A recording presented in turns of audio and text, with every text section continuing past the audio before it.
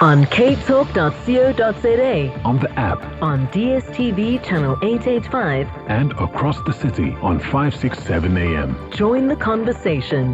This is Cape Talk. This is Cape Talk.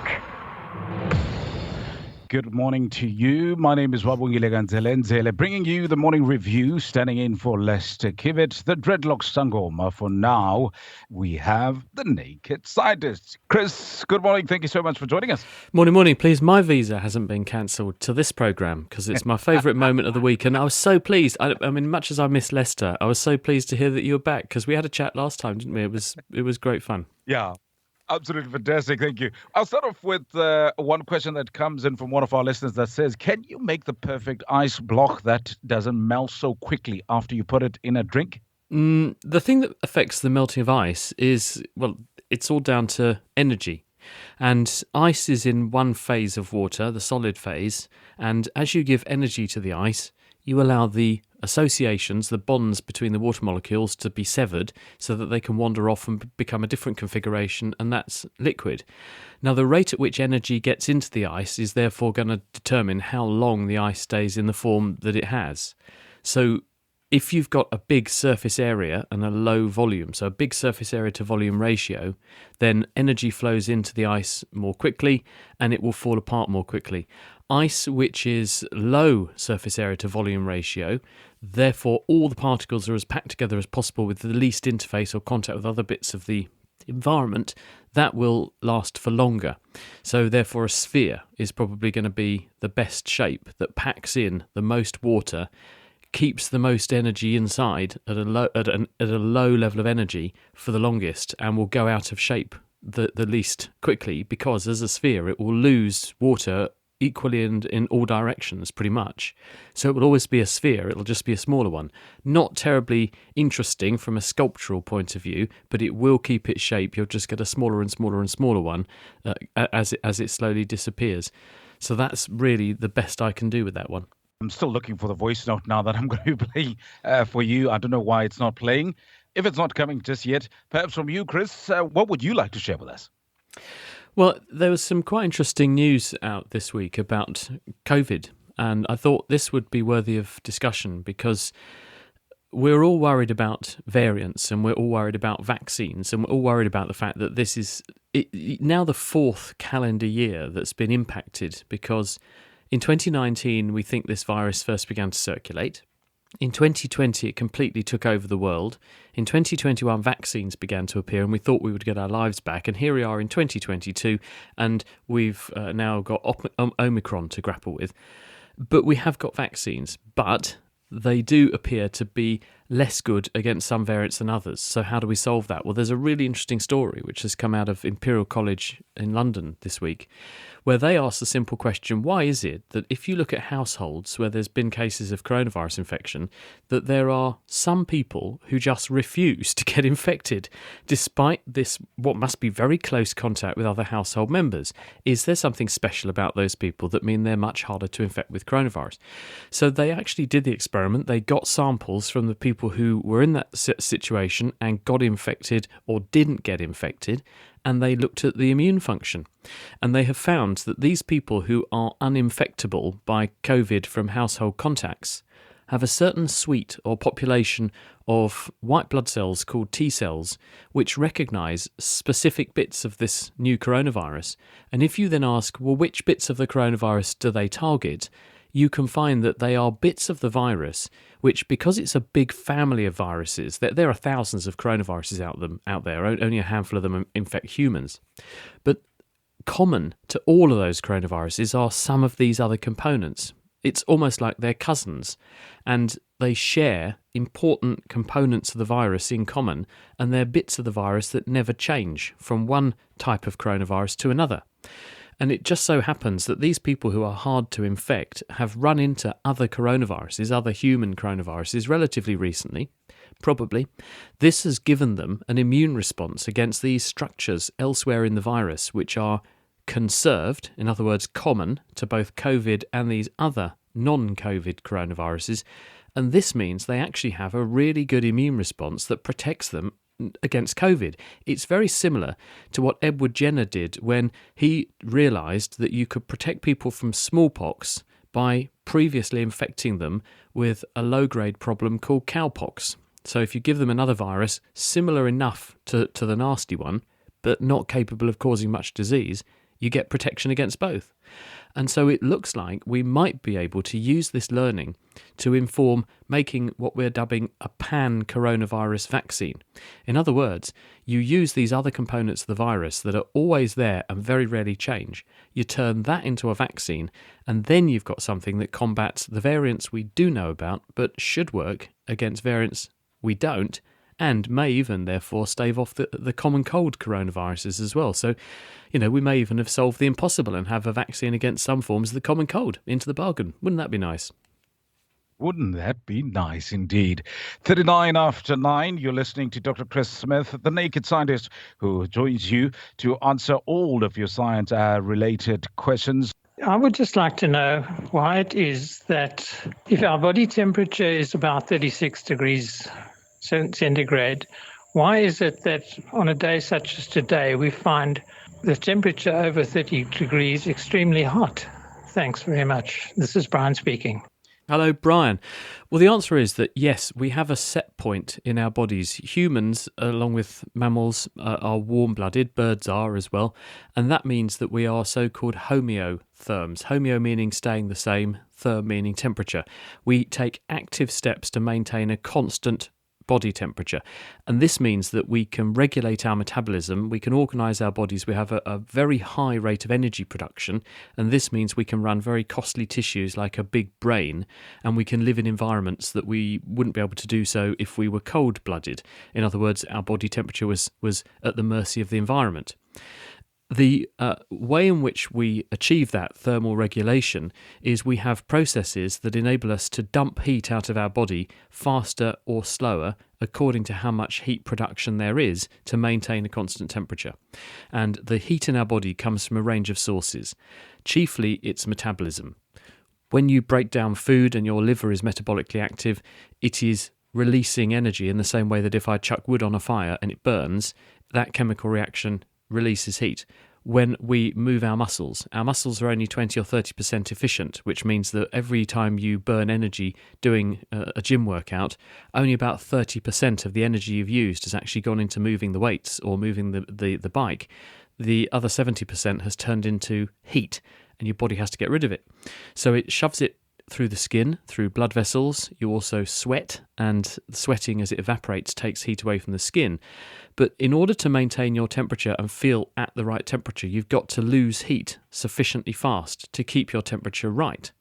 And so the body has evolved for that to happen over a fairly narrow range of, well, it's narrow in terms of the grand scheme of things, but over a certain range of air temperatures.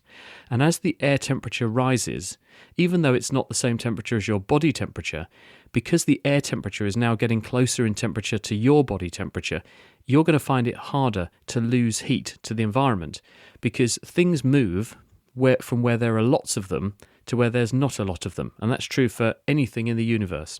You get things go from an area of high concentration to more disorder, more spread out, low concentration. So if you've got a lot of water in one place, the water will, by what we call entropy, spread out to go to everywhere else where there's less water. If you've got a lot of, something very hot, and in one place, it will distribute the energy to the environment so that all the heat concentrated in one place spreads out. It's much harder for it to do that if you've got very hot things near to you.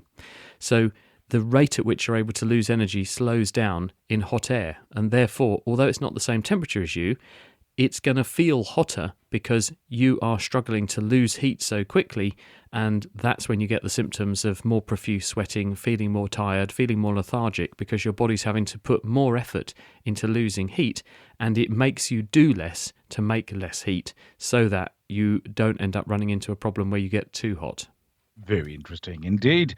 Dr. Chris Smith, the Naked Scientist, joining you, answering all of your science-related questions. 021-446-0567. Stephen in Belleville, good morning. Have your say. Hi, good day.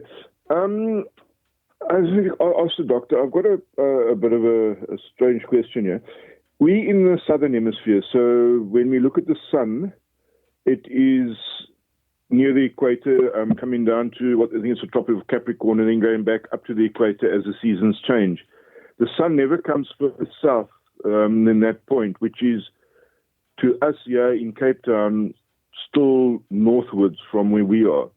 Why is it though that if I have a south-facing window, in the morning in summer I can see the sun coming in through that window at a very oblique angle, and then the sun will move around obviously through the northern sky, and then in the evening when it sets again, I can still see the sun coming in through the same south-facing window, which shouldn't be the case as far as I'm concerned. It should be.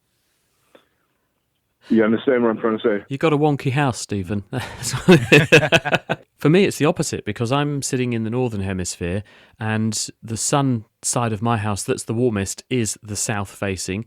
The sun will rise in the east, it sets in the west, and this is because as the earth turns, the earth is seeing the sun off in the distance. The earth is tilted over 23.5 degrees, so in summer in the northern hemisphere the earth is tilted towards the sun, and this means that the angle at which you see the sun is slightly tilted. But as the earth turns, the part of the earth you're on, as it spins round, comes into the line of sight of the sun, so that the sun rays, instead of being hitting the earth on the other side and you can't see them, you begin to see them. You then turn through that path of the sun rays during the day, and that's why the sun appears to go across the sky, because the earth is turning, but it's also tilted. So the sun doesn't go across in a straight line. The sun goes up, rises in the sky, gets to about its highest point in the sky at midday, and then sets again on the other side. And it's the opposite in wintertime for you guys, because now the 23.5 degrees tilt means that I'm facing the other way, you're facing more towards the sun, and that means that the sun gets higher in the sky for you in your summer during my winter when it's lower in the sky for me. But it describes an arc across the sky because the Earth has a tilt and we're not sitting directly on the equator, seeing direct line of sight to the sun. Thank you so much for that, Chris. James in Simonstown, you're up next. This is seeking an entirely subjective opinion. But if mankind hadn't been such an aggressive, warlike animal, and if we hadn't had all the wars of the 19th, 20th, and now the 21st century, would we be overpopulated by now in the world? Stephen, I think many would argue, and David Attenborough quite vocally about this among them, that we are very overpopulated. And there's about 8 billion people on Earth, and that's rising at about 1% per year. And that's on average. And in some countries, obviously, it's rising very, very much more than 1% per year. In other countries, it's actually falling, but averaged across the world, it's rising at about 1% per year. Now, you might say, well, that's not very much, 1%. In fact, if I got 1% interest on my bank account savings at the moment, I would be delighted. Actually, 1%, if you do the maths, converts into a doubling every 70 to 75 years. In other words, if we carry on at a 1% rate of growth, there will be twice as many humans on Earth in 70 years' time as there is now. And the thing that's most poignant for me is that I remember when I first started making radio programs in the late 90s, I had a copy of a science magazine that I'd bought before the program to read it and familiarise myself with what the current stories were. And on the front cover it said, "Today the world's 6 billionth person was born." 2 decades later, that headline would read, "The 8 billionth person was born." And the problem is that everyone has a carbon footprint. In some parts of the world it's much bigger than others, and everyone aspires to live very well. Who can blame them? And the problem is the carbon footprint that comes with what we currently regard as living very well means that comes at huge carbon cost and therefore huge environmental cost. And everyone's got to live somewhere. No one wants to live like sardines. Everyone wants a nice quality of life, and why not? The problem is that with that comes not just that carbon footprint, but that environmental impact. You've got to give space to people, and if the people have got the space, then nature doesn't have the space. And as we rob nature of more space, we push ourselves and encroach ourselves onto wild animals and other ecosystems which have all kinds of diseases to share with us, and that close proximity between us and them means we're more likely to then spawn things like pandemics. And it is not a coincidence that in the Ebola outbreaks of 2014-15, the areas where this accelerated and occurred were in the areas with the greatest population growths in recent years. So population is a major issue. It's something we ignore at our peril. We don't have a planet B, and if we wait until it's a major crisis, then, which some argue it already is, then it will be too late and will have gone too far. And so we need to take a long-term viewpoint on this and look to live much more sustainably, not use science to solve our present problem and then make the problem even worse again, which is kind of what we've done. Because prior to the early 1900s, there was no fertilizer. Apart from digging up bird poo, guano, that's rich in phosphates, there was no way of making large amounts of fertilizer until along comes the Haber process for making ammonia, and this unlocked our ability to produce fertilizer, and that unlocked the ability to intensify agriculture, and that meant that there was no excuse for people being hungry anymore because we could produce plenty of food. What happened? People then produced plenty of kids. What then happened? We're back to square one, only we've used science to kick the can down the road. So it's important that we use science to solve these problems. It's important that everyone has a high standard of living and a high quality of life. That must be our aspiration. But it shouldn't be our aspiration that we just keep on solving the problem with science solutions and technology to enable more and more and more of us to slowly take over the world and there's nothing left for nature, because that will come with a whole different suite of problems that will then need to be solved. So I think we need a long-term viewpoint on this. I don't think wars are a good idea, obviously, but they have in the past affected population growth, but probably also population migration to a greater extent.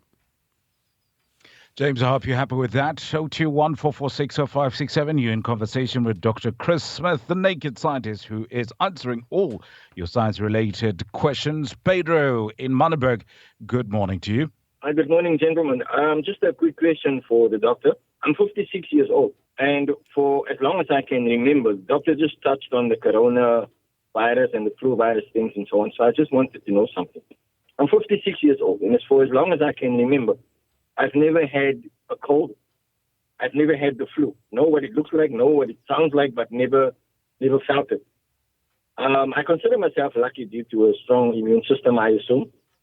My wife, however, not so lucky.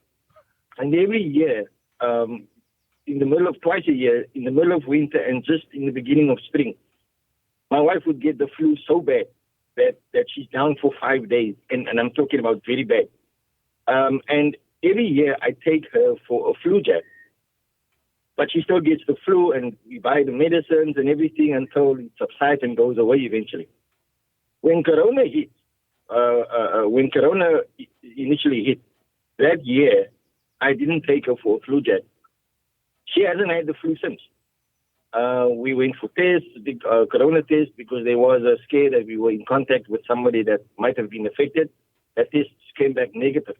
But since Corona, up until today, my wife hasn't had the flu without the flu jab. So I just wanted to ask the doctor what's happening here, because it's scary. I don't know what's going on. Thank you. I listen on the radio. Thank you so very much, Pedro in Manenberg. Thanks, to you, Pedro. Doctor. Very interesting observation, and it aligns perfectly with what we have observed about the flu. The flu is a seasonal infection, and it circulates around the world, and it goes from country to country, arriving in each territory at the same time, usually as winter. And what probably brings it in is people travelling round. And it then causes local outbreaks, epidemics, and then people get immune to it because they've caught it that winter, and then the flu shuffles off and goes elsewhere for summer. People's immunity then drops a bit, and for a couple of years they're all right, but it's dropping a bit, and then they catch it again. And so you tend to see these boom and bust cycles of the flu, and all the time the flu virus is changing as well. When coronavirus hit, because of the measures put in place to control it and stop it, the number of flu cases plummeted. And we would by now in the UK, because I helped to run a diagnostic laboratory in Cambridge University's teaching hospital, Addenbrooke's, and we would be testing people in our hospital, people going to see their GPs, people in other hospitals. We're testing their samples. And so we have a really good snapshot of what the flu is doing in our part of the country. And I think I've probably detected about 3 or 4 cases of flu in the last few months. I would normally be detecting hundreds of cases. at the moment.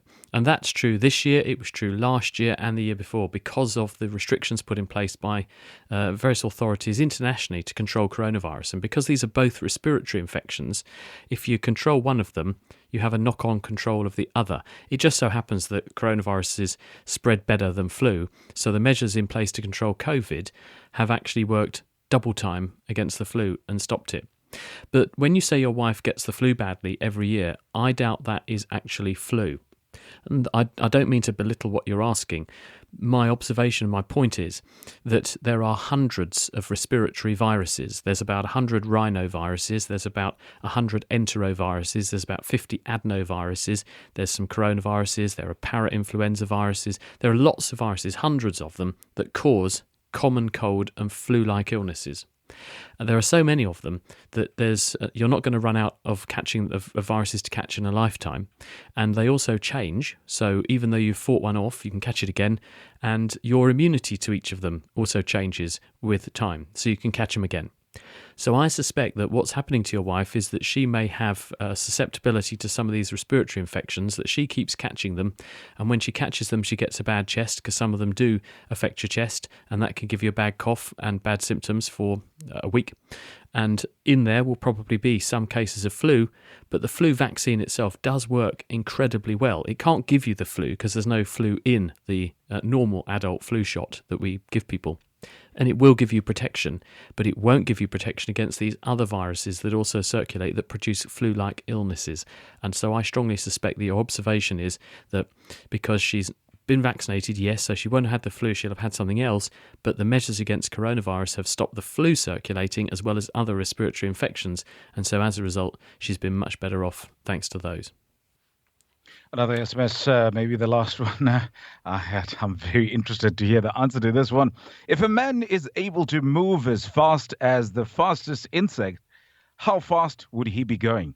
That's from David. I'd have to think about this, because a housefly flies along about 15 miles an hour, I would think. And Usain Bolt was running at getting close to 30 miles an hour. So in terms of body lengths, I'll tell you what I'll do, because I can actually calculate this, because it's better to do it in terms of body lengths. I'll do it for next week, and we'll work out how good you'd be if you were running as fast. I mean, I have a comparison for a flea, and a flea, in terms of its ability to jump, and also froghoppers, which are other plant insects. If a human could jump the way they can jump, they'd be able to jump over a house from a standing start.